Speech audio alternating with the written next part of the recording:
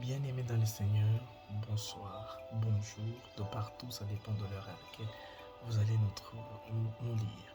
Moi, c'est le frère Eliakim Kiabou. Je viens encore aujourd'hui partager avec vous un petit message qui parle sur le temps. Et avant cela, nous allons un peu lire la parole de Dieu. Nous sommes dans le livre de Daniel, chapitre 2, le verset 21.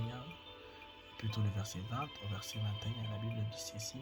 Daniel prit la parole et dit, béni soit le nom de Dieu d'éternité en éternité, à lui appartient la sagesse, la force et la sagesse.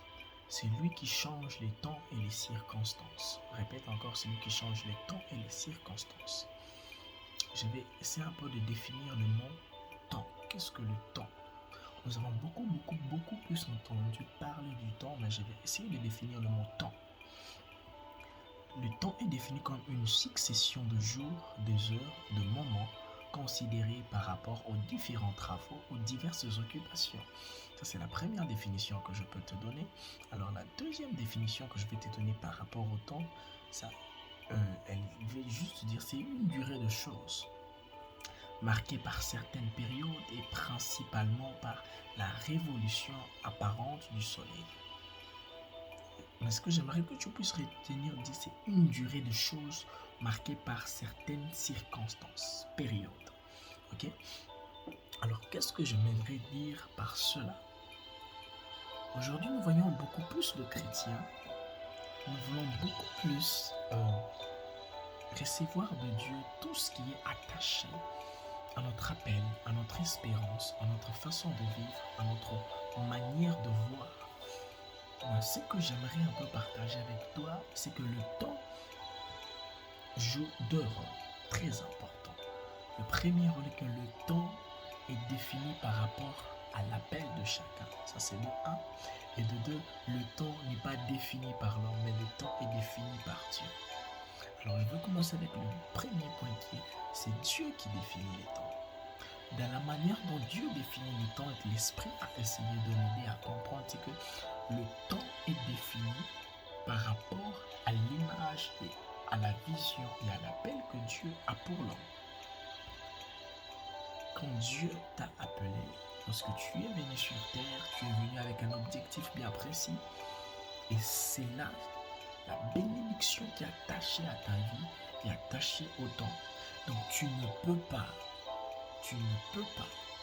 nager dans la bénédiction que l'Éternel a posée, a formée pour toi aussi longtemps que le temps défini par Dieu n'a pas encore sonné dans ta vie, bien-aimée. J'aimerais dire à une personne que le temps de ta bénédiction sonnera lorsque Dieu le voudra. Mais pour cela, j'aimerais te dire que tu dois t'armer de patience, t'armer de courage, t'armer de force. Aujourd'hui, c'est ton voisin, c'est ta voisine, c'est quelqu'un d'autre que tu connais qui est en train de vivre sa bénédiction. Mais j'aimerais te dire une chose, c'est que le temps ne joue jamais. Le temps révèle toujours la vraie nature et le vrai plan de Dieu pour la vie de quelqu'un. Laisse-moi te dire qu'aujourd'hui, ne regarde pas les événements tels qu'ils sont en train de se passer, mais concentre-toi sur Jésus. Car Jésus est le temps, le maître de temps et des circonstances. Je ne sais pas dans quelles circonstances tu es en train de traverser, je ne sais pas quelle période tu es en train de traverser, mais ce que je sais, c'est que cette période ne va pas durer éternellement.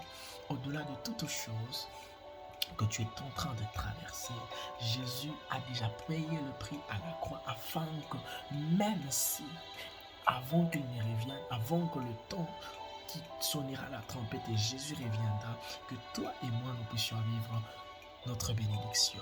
J'aimerais dire la deuxième des choses, et j'ai dit je vais parler de deux choses. La deuxième des choses, c'est les temps par rapport à l'homme. Pour nous, les hommes, nous pensons que le temps de Dieu, c'est lorsque nous donnons notre vie à Christ. Automatiquement, les bénédictions, les choses doivent bien aller. Non, ce n'est pas ça, rectificatif. Lorsque nous donnons notre vie à Christ, nous renaissons de nouveau. C'est-à-dire c'est un processus qui commence renouvellement en nous. Donc ça veut dire que nous mourrons avec Christ et nous ressuscitons avec Christ. Et lorsque nous mourons et ressuscitons avec Christ, nous commençons de nouveau à grandir, à grandir et ça prend un temps. Et dans cette manière de grandir, nous devons passer par de rudes épreuves, nous devons passer par des tempêtes, nous devons passer par devants et marées. Mais ce que nous ne devons jamais oublier, c'est que malgré tout cela, Christ est dans la barque avec nous. Alors je viens dire à quelqu'un aujourd'hui, ne regarde pas autant que le monde te fixe, mais regarde autant que la parole te dit. La Bible dit Dieu fait toute bonne chose à son temps, c'est-à-dire lorsque le temps de Dieu arrive, la bonne chose commence dans la vie de quelqu'un. Or le temps de Dieu ne peut pas arriver aussi longtemps que lui-même n'a pas encore décidé que c'est son temps. Ce n'est pas nous qui devons décider du temps de Dieu, mais c'est Dieu qui décide de son temps dans notre vie. Alors, pour que tu puisses vivre le temps de Dieu dans ta vie, accroche-toi à Dieu. Accroche-toi à Dieu. Plus tu t'accroches à Dieu, plus son temps va sonner dans ta vie.